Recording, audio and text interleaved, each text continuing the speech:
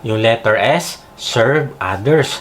Kapag sinantabi mo ang iyong mga kailangang gawin upang maglingkod sa iba, ay nakakaramdam sila ng importansya.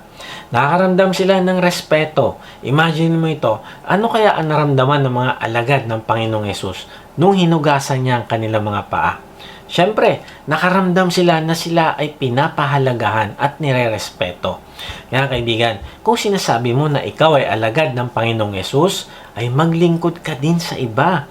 Maraming praktikal na paraan ng pagpapakita ng courtesy sa ibang tao. Halimbawa, pagbubukas mo ng pinto para sa iba, pagtulong kung meron silang mabigat na dala, pagpapauna sa iba sa pila, pagbibigay mo sa kanila ng maiinom, pagbibigay mo ng undivided attention pag merong kumakausap sa iyo at hindi ka nagsiselfon. Hindi ka nag-i-interrupt kapag may nagsasalita. Pagsoli ng iyong shopping cart kung saan mo ito kinuha. Narealize ko na ang mga tao ngayon ay mas lalong nagiging self-centered.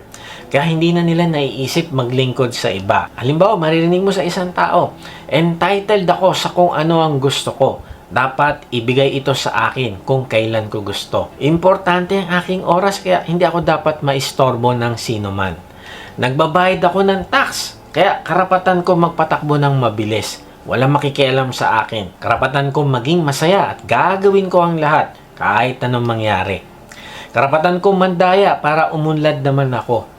Mahirap ang trabaho ko sa opisina kaya okay lang naman na mag-uwi ako ng ilang papel at gamit dito sa opisina o mag-sideline ako during office hours. Ano ngayon kung maging bastos ako sa kanya, hindi ko naman na siya makikita ulit.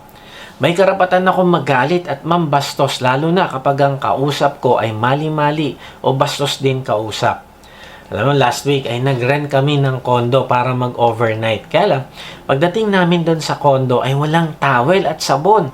Kaya nagtanong ako doon sa host kasi baka mamaya matulungan niya ako. Kaya lang, tingnan mo, ang sabi niya sa akin ay, alam niyo po, hindi po yan hotel kung hindi yan po ay condo. Medyo nakaka-irritate kasi alam ko naman ang kaibahan ng condo at hotel kasi nagparent din naman kami ng condo.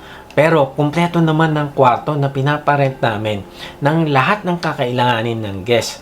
Kaya hindi ko maintindihan ay yung courtesy man lang na maghanda sila ng toiletries para kung sakaling walang dala yung guest ay meron silang mai-offer kahit pa nga merong church o courtesy man lang na mag-initiate, na maghanap o mag-provide para sa guest. Kasi maaring first time lang nung tao pumunta doon sa lugar na yon. Halimbawa, kagaya namin.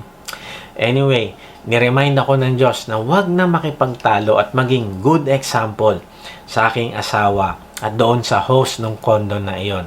Narealize ko, kung dinedeny mo ang sarili mo para maging mabuting example sa iba, para makilala nila ang Diyos, ay pagpapakita ito ng pagrespeto sa tao. Kahit nga minsan, ay hindi naman siya kamahal-mahal.